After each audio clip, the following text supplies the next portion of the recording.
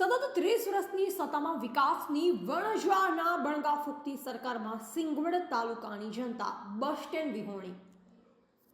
લગભગ 71 ગામડા ધરાવતો અને આદિવાસી બાહુલ્ય વસ્તી ધરાવતો સિંગવડ તાલુકો હજી પણ બસ સ્ટેન્ડ વિહોણો છે.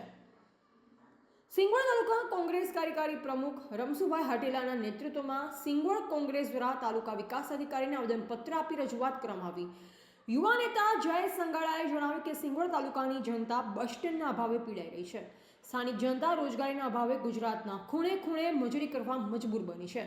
સ્થાનિક બસ સ્ટેન્ડ હોવાથી જનતાને વાહન વ્યવહાર માટે 25 કિમી દૂર પીપલોદ અથવા તો 20 કિમી દૂર સંજેલી સુધી જવું પડે છે.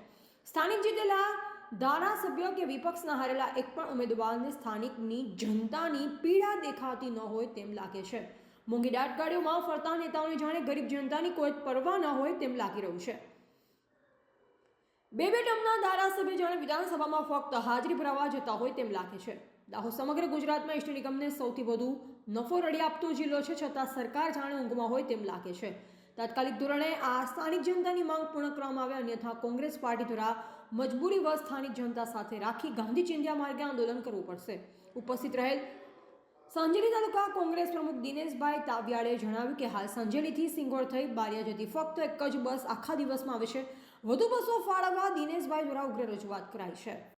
30 વર્ષના શાસન બાદ પણ વિકાસના બણગા ફૂંકતી આ ગુજરાતની ભાજપની સરકારને અમે કહેવા માંગીએ છીએ કે સિંગવડ તાલુકો બન્યાને ઘણો સમય થઈ ગયો છે. માનનીય મુખ્યમંત્રીશ્રીએ પણ કીધું છે કે પ્રત્યેક તાલુકે એસટી બસ સ્ટેન્ડ કરીશું એવું, છતાં પણ છેલ્લા 3 વર્ષ જેટલો સમય વીતી ગયો છે. સતત અમારી માંગણી હોય છે કે સિંગવડ તાલુકાને એસટી બસ સ્ટેન્ડ આપો, કારણ કે આદિવાસી બાહુલ્ય ક્ષેત્ર ધરાવતો તાલુકો છે.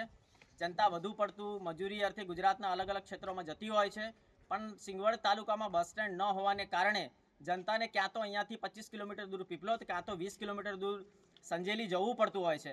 તો આજરોજ અમે તાલુકા વિકાસ અધિકારીશ્રીને એક આવેદનપત્ર આપીને રજૂઆત કરી છે કે તાત્કાલિક ધોરણે સિંગવડ તાલુકાની અંદર એસટી બસ સ્ટેન્ડ બનાવો.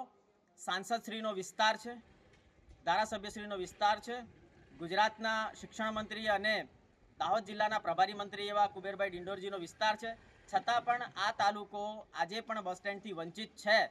જ્યારે સમગ્ર ગુજરાતની અંદર એસટી નિગમને સૌથી વધુ કમાણી કરી આપતો જિલ્લો પણ દાહોદ જિલ્લો છે, જ્યારે અન્ય બિલ્ડિંગો માટે જગ્યાઓ મળી જતી હોય છે, તો બસ સ્ટેન્ડ માટે જગ્યા શા માટે નથી મળતી?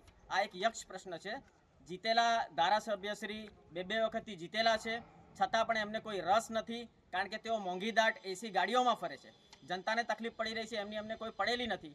કોઈ પણ પ્રકારના જીતેલા ઉમેદવાર કે કોઈ પણ પ્રકારના વિપક્ષના હારેલા ઉમેદવાર કોઈ પણ વ્યક્તિને સિંગવડ તાલુકાની જનતાની આ સમસ્યાઓ દેખાઈ નથી રહી. એટલે આજ રોજ સિંગવડ તાલુકા કોંગ્રેસ સમિતિના અધ્યક્ષના નેતૃત્વમાં આજે અમે તાલુકા વિકાસ અધિકારીશ્રીને એક આવેદનપત્ર આપીને રજૂઆત કરી છે કે જો આવનાર 1 મહિનાની અંદર આ બસ સ્ટેન્ડની જગ્યાની ફાળવણી ન થાય તો અમારે મજબૂરીવશ આજ તાલુકા વિકાસ અધિકારીના પ્રાંગણમાં ગાંધી ચિંધ્યા માર્ગે આંદોલન કરવું પડશે. રિપોર્ટર કિશન મોહનિયા, દાહોદ.